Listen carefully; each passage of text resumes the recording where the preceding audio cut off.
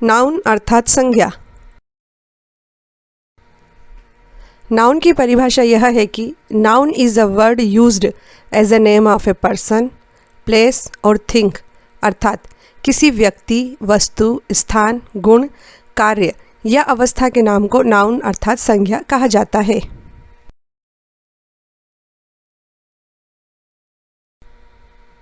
Noun के 5 प्रकार होते हैं, जो इस प्रकार है। पहला है प्रॉपर नाउन अर्थात व्यक्तिवाचक संज्ञा। दूसरा है कॉमन नाउन अर्थात जातिवाचक संज्ञा। तीसरा है कलेक्टिव नाउन अर्थात समूहवाचक संज्ञा। चौथा है मटेरियल नाउन अर्थात द्रव्यवाचक संज्ञा। और पांचवा है एब्स्ट्रैक्ट नाउन अर्थात भाववाचक संज्ञा। अब हम नाउन के पहले प्रकार प्रॉपर नाउन अर्थात व्यक्तिवाचक संज्ञा को समझने का प्रयास करते हैं। प्रॉपर नाउन अर्थात व्यक्तिवाचक संज्ञा की परिभाषा में कहा गया है कि किसी व्यक्ति, वस्तु तथा स्थान के नाम को प्रॉपर नाउन कहते हैं, जैसे राम, श्याम, सीता, गीता, दिल्ली, रायपुर, भोपाल आदि। अब हम प्रॉपर नाउन को वाक्य में खोजने का प्रयास करते हैं, क्योंकि परीक्षा में कई बार यह पूछा जाता है कि दिए गए वाक्य में नाउन का कौन सा प्रकार है, और या यह भी पूछा जाता है कि दिए गए वाक्य में से प्रॉपर नाउन को ज्ञात कीजिए। यहाँ पर 3 वाक्य दिए गए हैं, जिनमें से हमें प्रॉपर नाउन पता करना है। पहला वाक्य है राम इज़ माई फ्रेंड। इस वाक्य में राम किसी व्यक्ति का नाम है, इसीलिए राम शब्द प्रॉपर नाउन होगा। दूसरा वाक्य है आई लिव इन दिल्ली। इस वाक्य में दिल्ली किसी जगह का नाम है, इसीलिए इस वाक्य में दिल्ली शब्द प्रॉपर नाउन होगा। तीसरा वाक्य है वाई ताजमहल इज़ फेमस। इस वाक्य में ताजमहल वस्तु का नाम है, इसीलिए इस वाक्य में ताजमहल शब्द जो है वो प्रॉपर नाउन होगा। तो इन 3 वाक्यों से हमें यह समझ में आया कि किसी व्यक्ति, स्थान या वस्तु का नाम हमेशा प्रॉपर नाउन होता है। इस प्रकार हम आसानी से यह पता लगा सकते हैं कि सेंटेंस में किस जगह प्रॉपर नाउन अर्थात व्यक्तिवाचक संज्ञा का प्रयोग हुआ है। प्रॉपर नाउन पता करने की एक सरल सी ट्रिक भी है। यदि एग्जाम में कोई सेंटेंस दिया गया हो और आपको उस सेंटेंस में से प्रॉपर नाउन को खोजने में परेशानी हो रही हो, तो यह याद रखें कि प्रॉपर नाउन हमेशा कैपिटल लेटर से शुरू होता है। तो इस ट्रिक से आप केवल 1 सेकेंड में प्रॉपर नाउन पता कर लेंगे। और यह भी याद रखें कि यदि सेंटेंस में कई सारे कैपिटल लेटर्स हों तो यह ट्रिक काम नहीं करेगी। अब हम नाउन के दूसरे प्रकार कॉमन नाउन अर्थात जातिवाचक संज्ञा को समझने का प्रयास करते हैं। जिस नाउन से किसी खास व्यक्ति, जानवर, स्थान या वस्तु का बोध न होकर पूरी जाति या श्रेणी का बोध होता है, उसे कॉमन नाउन कहते हैं, जैसे कि रिवर, बॉय, गर्ल, सिटी आदि।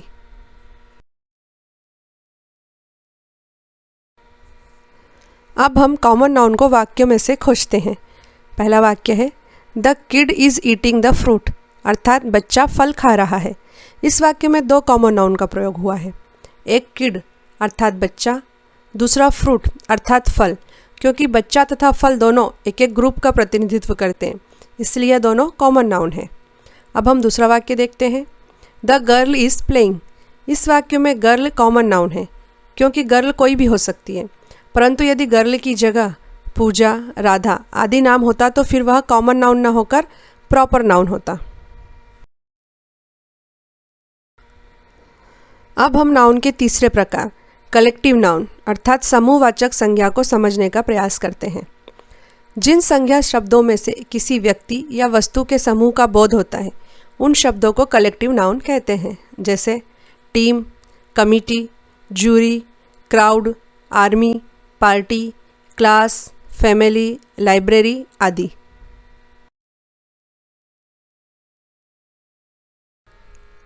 अब हम कलेक्टिव नाउन को वाक्य में से खोजते हैं। The committee is happy with its decision अर्थात समिति अपने फैसले से खुश है। इस वाक्य में कमिटी व्यक्तियों के समूह का बोध कराती है, इसीलिए इस वाक्य में कमिटी कलेक्टिव नाउन अर्थात समूहवाचक संज्ञा है। अब हम एक दूसरा वाक्य लेते हैं our cricket team includes 5 players who are over 6 feet tall अर्थात हमारी क्रिकेट टीम में 5 खिलाड़ी ऐसे शामिल हैं जिनकी ऊंचाई 6 फीट से अधिक है। इस वाक्य में टीम व्यक्तियों के समूह का बोध कराती है, इसीलिए इस वाक्य में टीम कलेक्टिव नाउन अर्थात समूहवाचक संख्या है। अब हम एक तीसरा वाक्य और लेते हैं। A group of gangsters robbed the bank, अर्थात बदमाशों के एक समूह ने बैंक लूट लिया। इस वाक्य में ग्रुप एक कलेक्टिव नाउन है क्योंकि यह समूह का बोध कराता है। नाउन का अगला प्रकार है मटेरियल नाउन, अर्थात द्रव्यवाचक संज्ञा। वह पदार्थ जिसे मापा या तोला तो जा सकता है किंतु उसकी गिनती नहीं की जा सकती है, मटेरियल नाउन कहलाता है। जैसे water, milk, wood, gold, steel, stone, rice, ink, sugar, wheat आदि।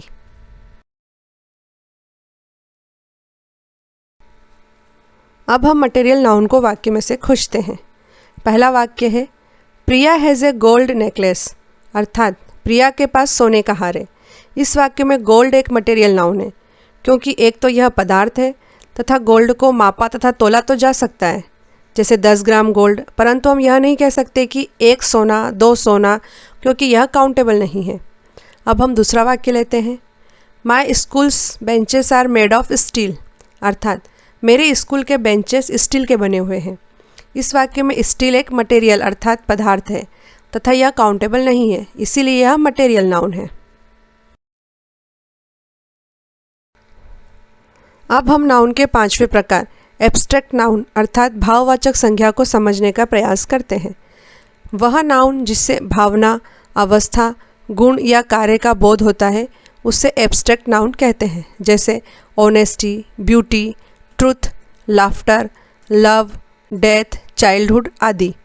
एब्स्ट्रैक्ट नाउन को ना तो छू सकते हैं ना ही देख सकते हैं, बल्कि केवल अनुभव कर सकते हैं। यहाँ पर 3 वाक्य दिए गए हैं जिनमें से हमें एब्स्ट्रैक्ट नाउन पता करना है। पहला वाक्य है anger can रूइन many good things, अर्थात क्रोध कई अच्छी चीज़ों को बर्बाद कर सकता है। इस वाक्य में एंगर शब्द एब्स्ट्रैक्ट नाउन होगा। दूसरा वाक्य है honesty is the best policy, अर्थात ईमानदारी सबसे अच्छी नीति है। इस वाक्य में ऑनेस्टी शब्द एब्स्ट्रैक्ट नाउन होगा। तीसरा वाक्य है trust once lost is hard to regain, अर्थात एक बार खो जाने पर भरोसा फिर से पाना मुश्किल होता है। इस वाक्य में ट्रस्ट शब्द एब्स्ट्रैक्ट नाउन होगा। अब हम प्रैक्टिस के लिए एक ऐसा वाक्य लेते हैं जिसमें कई सारे नाउन का प्रयोग हुआ है और पता करते हैं कि इसमें कौन कौन से नाउन हैं। जैसे वाक्य है mother is buying gold for Radha, अर्थात माँ राधा के लिए सोना खरीद रही है। इस वाक्य में 3 प्रकार के नाउन हैं। मदर कॉमन नाउन अर्थात जातिवाचक संज्ञा है, गोल्ड मटेरियल नाउन अर्थात द्रव्यवाचक संज्ञा है तथा राधा प्रॉपर नाउन अर्थात व्यक्तिवाचक संज्ञा है।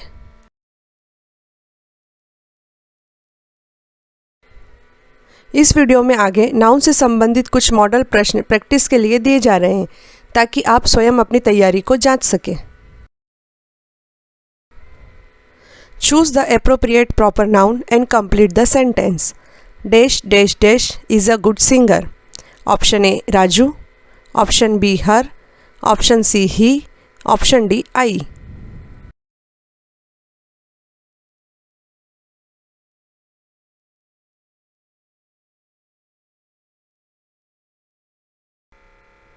Right answer is option A, Raju. We know that proper nouns are the names of specific people, places or things. So Raju is the only proper noun in the given options. Which word is a material noun? My mother wears diamond jewelry. Option A, wears. Option B, jewelry. Option C, mother. Option D, diamond.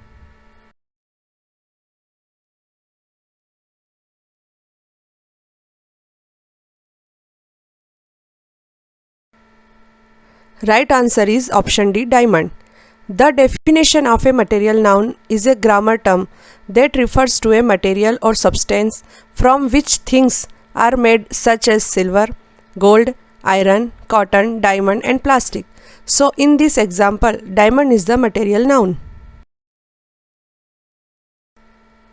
Which word is a collective noun? The crowd was on the main street. Option A, crowd.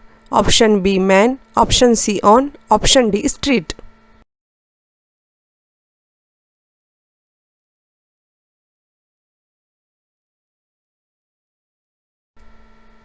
Right answer is option A, crowd. We know that collective nouns are names for a collection or a number of people or things. Words like group, army, party, and class are collective noun examples. So here, crowd is a collective noun. In the given sentence, which word is a common noun? They gazed across the valley. Option A, across. Option B, gazed. Option C, they. Option D, valley.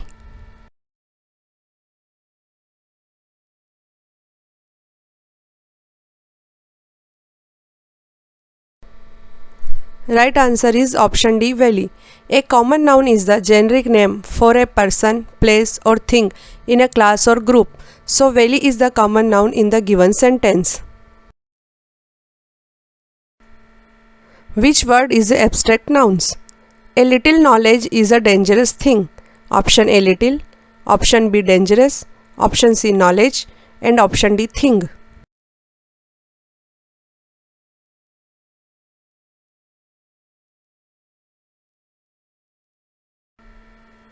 Right answer is option C, knowledge.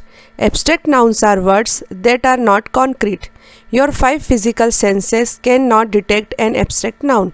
You can't see it, smell it, taste it, hear it or touch it.